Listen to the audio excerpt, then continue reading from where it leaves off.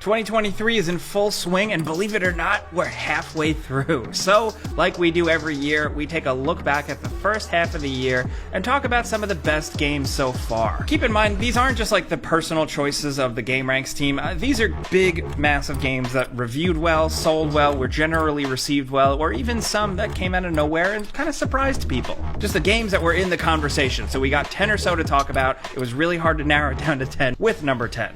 Hi-Fi Rush was one of those games that just came out of nowhere. It got a surprise drop release at an Xbox presentation, and it's from Tango Gameworks, the people behind The Evil Within. And we weren't expecting them to make something like this, but holy crap, we're glad they did. Essentially, this is a fun action-adventure platformer combat game that also has rhythm elements. This cool art-stylized world you're in is always jumping, bouncing to the music, and if you fight on the beat, your attacks will get damage bonuses. So the game encourages you to play on the beat, keep on the beat, and stay consistent with that from your platforming to your jumping, dodging, striking, attacking, all of that, but it really ramps up when it comes to the boss battles. They are out of this world and so cool to see. Also, not to mention, it's just a gorgeous game. This kind of art style, sometimes we can't get enough of it. There was a time where more cel-shaded games were kind of like overdone, but this takes a really good hybrid kind of animation style that just works. This game also feels like a celebration of all types of cartoons. Western cartoons, anime, anything like that. This game really represents a really good combination of all of those sensibilities. You can tell this game has a lot of influences, and it's wearing all those influences very proudly on its sleeve, man. I mean, it's just so much fun. It's funny, it can be challenging, and it's just a good, compelling, straightforward old video game, and we love those. And next, over at number 9, squeezing in at the tail end of the first half of the year, we have Final Fantasy XVI. At the time of making this video, the community is still playing through this one and figuring it out, but it is an action-packed, wild, crazy ride. Yes, it has flaws like any Final Fantasy game, but some of the big action set-piece moments are like better than we've seen in any other recent game, and that's saying something. In Final Fantasy XVI, you play as one person. You're not controlling a party, you're playing as Clive, a young man from a fallen kingdom who, of course, has magical powers, but you're engaging in more character action combat, so think of a Final Fantasy that plays a little bit like a Devil May Cry. Yes, that actually sounds like a good combination, and yes, in execution, it is pretty fun. It is a sweeping, grand story, despite being a somewhat linear game with some unremarkable side quests, but it's got cool characters, incredible music, some engaging combat, and just another good old-fashioned, straightforward Final Fantasy adventure, although this time it's rated M, and it's pretty refreshing. There's a lot of F-bombs and blood. It's interesting in a Final Fantasy game. As of right now, it's only on PlayStation 5, but maybe in the future we'll see it elsewhere. Next, over at number 8, we have Star Wars Jedi Survivor. Essentially, Respawn took Star Wars Jedi Fallen Order and made a big bad sequel with like bigger worlds, way more to do, way more fighting styles, just a lengthier game, and they nailed it. Now, obviously, when it released, the PC port was in a really, really rough spot, but technical issues aside, they made another really good Star Wars game that just kind of gets Star Wars. You're fighting old decommissioned Clone War era battle droids, you're checking out new planets, you're fighting with a blaster and a lightsaber in your hand, or using the crossguard stance as like a heavy attack, and all of it is really satisfying. We get to explore a little bit of Coruscant and engage with a whole big open hub world. I didn't necessarily think that the Jedi games needed to shift to open world, but the way they did it here with a cantina that you go back and revisit and talk to some clever characters, it works. There's a lot of satisfying moments for Star Wars fans, I'll just say that without spoiling anything, and Cal Kestis continues to be a bit more of an interesting character. They also do a really, really good job setting it up for another game. I'd love this series to just become a really cool trilogy. Hopefully Respawn can realize that potential, but as of right now, Star Wars Jedi Survivor is great. Next, over at number 7, we have Hogwarts Legacy. Definitely one of the biggest selling games of the year. I mean, it seems like people were really waiting for some big open world and adventure Harry Potter game, and this essentially is what the doctor ordered. You get to fully explore Hogwarts, find all its secrets, do whatever you want, and take your own created character that you put in whatever house you want and go on a big adventure. You can freely explore around Hogwarts, go to Hogsmeade, all these other little towns, and shoot a lot of bad guys with your wand. I don't know if shooting is the right phrase, but yeah, there is a lot to this game, and we're curious to see if they ever come out with like an expansion for it or add to it in any way. But Hogwarts Legacy is a big, massive, like AAA open world adventure. It comes with all the AAA stuff, of course, but it seems like it's one that has definitely been satisfying fans. Next, over at number 6, we have The Outlast Trials. Yeah, this is finally out, technically in early access, but the developers Red Barrels clearly took all the money they made with Outlast and really took the time to really build this game up, and what they've built so far is really satisfying fans. So it's still very much Outlast with the over-the-top gore and weird stuff and the challenge of really hiding when to run, but in a little bit of a different format, a different type of structure, with it being all these different little trials, but with you having your own character and all the multiplayer stuff that comes with it, but not in a cynical way. It feels like it just really makes sense here. Like, it doesn't feel like they took Outlast and just forced it to be a cooperative online multiplayer game just for the sake of it. No, they had a genuine idea, and it seems like they're really taking that idea and running with it. There's probably going to be more to come from the Outlast Trials, and we're looking forward to seeing what the final release means, because as of right now, you can only play it on PC and Steam, but we expect this to become hopefully as big of a deal as the original Outlast games were. And like I said, this one has really taken Steam by storm, and expect to hear more of it in the second half of the year. Next, over at number 5, we have Octopath Traveler 2. This game seems to be like the dream come true for JRPG fans. Essentially, they took the potential that the original Octopath Traveler had and really ran with it and blew everything out. A bigger story, a more connected story, more gameplay opportunities, and of course, those incredible visuals that honestly, I can't get enough of. Seriously, those like HD 2D graphics, I love seeing this, and I hope it shows up in more games. Even in different genres would be really cool. But anyway, Octopath Traveler 2 lets you choose from 8 travelers that all have their own unique actions and interactions with people, and there's this whole new cool thing where you can switch between day and night whenever you want, and of course that changes exploration, interaction with different people in towns. The special talent powers for each character is really crazy, and it's just a much bigger game. Way more to explore, you're traveling over water, and it's just dense. There's so much to do, so many weird shenanigans to get into, and then like the music, the voice acting, all of it is top notch. People have been absolutely raving about this one. The user reviews and critic reviews have been great, and it's always nice when everybody's aligned on those types of things. So consider that at the very least an endorsement for Octopath Traveler 2. It seems like everybody really loves it.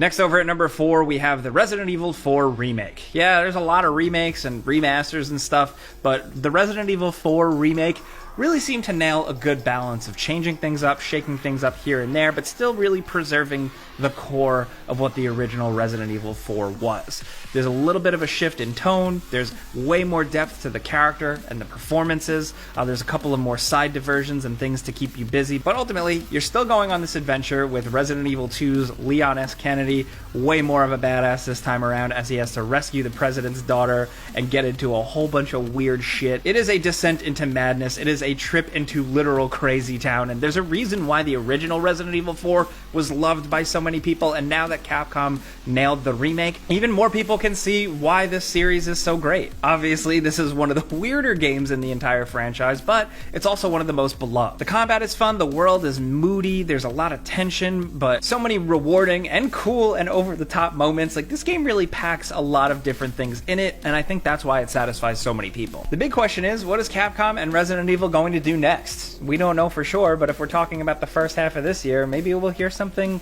next year. I don't know.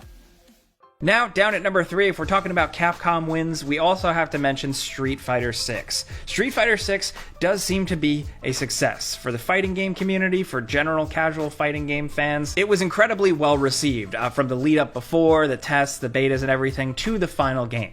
I think it's partly because they added so much content here. There's a whole world, a kind of career to progress through for casual fans to work their way through, single player content, then there's all the traditional modes, and a fully fleshed out online mode. They've got great new representations of classic characters with cool looks. There are some interesting new characters added. I mean, what more can you want from a fighting game? As long as it nails all the mechanics, and it seems like they did here, the rest is gravy. There's also multiple control schemes, so more people can get into this series than ever. It's a little bit more accessible, but it is still Street Fighter through and through, and I think that's why people really love this one. Now down to number 2, of course, Diablo 4. Diablo is always an interesting thing, like it's always an evolving thing where people's opinions of it may change over time, and Activision Blizzard could still completely change things with this game, but as of right now, Diablo 4 really kicks ass. It's got so much more of a moody, weird, creepy, gothic tone. Everything is really bleak, and it really just embraces that classic Diablo-ness, but of course, there's so much depth to every character build. Whatever class you choose, there is a ton of different stuff to mess with and kind of tailor your own play style and jump into a really massive world. I'd say it's almost, before you get a mount, it's like overwhelmingly big. There is so much stuff here, so many dungeons to dive into, and of course you can do it alone or with a friend. It seems like they've really recaptured that Diablo magic here. People are really digging Diablo 4. We were skeptical just because, you know, Activision Blizzard tends to mess things up and they deserve to be scrutinized, but it seems like this is a good one. If you're watching this video at the time of us putting it out, like, a lot of people are still working through this game and deciding for themselves, but it is a big hit. It seems like people are really loving it, and we certainly are too. Now down to number 1, probably one of the biggest releases of the year so far, and it might pop up on a lot of people's Game of the Year list. It's The Legend of Zelda: Tears of the Kingdom.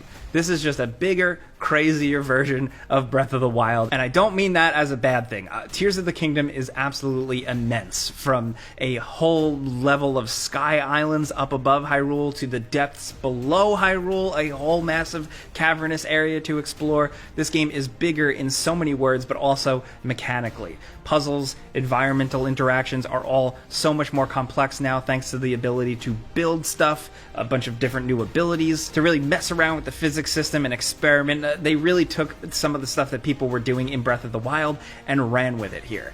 That being said, there's also a really good emphasis on some story and some narrative, and I mean, this isn't a spoiler or anything, you've seen it everywhere, but Ganondorf is in it, and that is also very cool. We're simple here at GameRanks, that's it, but seriously, Tears of the Kingdom is really cool. Those are some of the best games of the first half of 2023, but of course there's more than 10. We had to mention a couple of other bonus ones, like a Dragon Ishin.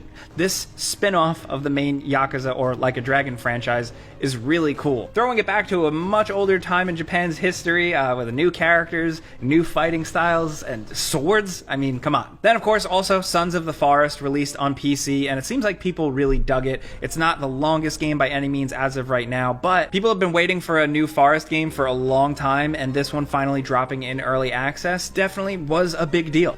We have another one that came out of left field. It's a little game called Dredge. This is a game where you just kind of drive around in a little boat and you dig up mysterious treasures, and that's it. It sounds really simple, right? But this game absolutely took over Steam, and people fell in love with it very quickly thanks to its very addictive loop. You have to pilot your little boat out into the mysterious depths, hoping that you can do enough in time before the sun goes down, and then unknown horrors will start to pop up. Yes, there's some mystery to this game, but there's the whole fishing and dredging mini games, which require little fun button prompts, and then whatever you get, be it trash or actual fish, you have to manage in a kind of Resident Evil 4 attaché case style inventory system. And the Dead Space remake, which didn't really change too much, but added some really gorgeous visuals and just tiny alterations here and there that really just make the original Dead Space a little bit better, but it already was a fantastic game top to bottom, and they didn't screw it up. Good job, EA. Also, Metroid Prime Remastered. This is just a gorgeous new up-resing and tweaking of the original Metroid Prime, and it's absolutely gorgeous to this day and still worth playing if you never did. It's a simple, gorgeous, atmospheric, challenging first-person shooter, but with some GameCube-era charm to it. And humanity. If you're looking for something a little bit different, a little bit more creative, this game really thought outside the box, and you can play it just as it is, or on PlayStation VR, which is a nice bonus. We're going to completely shift gears and talk about a game called Pizza Tower. This thing came out of nowhere and completely took over Steam, and for good reason. It's a really fun, over-the-top Wario Land style 2D action platformer. You are this crazy chef progressing through levels, doing all kinds of shenanigans. The music absolutely kicks ass, and the whole thing is just kind of inspired by 90s cartoons. It gives like Ren and Stimpy, Beavis and Butthead, anything on Nickelodeon at the time. Like, it just gives all of those vibes, and it nails it. But those are 10 or so games from 2023 so far, the first half. Of course, we have the rest of the year to look forward to. But we want to hear from you guys in the comments. What are some of your favorite games of this year? Of course, this is our list. We're kind of just going off of like what made the biggest splash, stuff like that. You're probably going to disagree, and that's healthy. There's plenty of other games out there, so we'd love to hear your personal list down below. If you like this video and us just talking games every day, all you got to do is click the like button. That does help us very much. Thank you. But as always, thanks for watching, and we'll see you guys next time.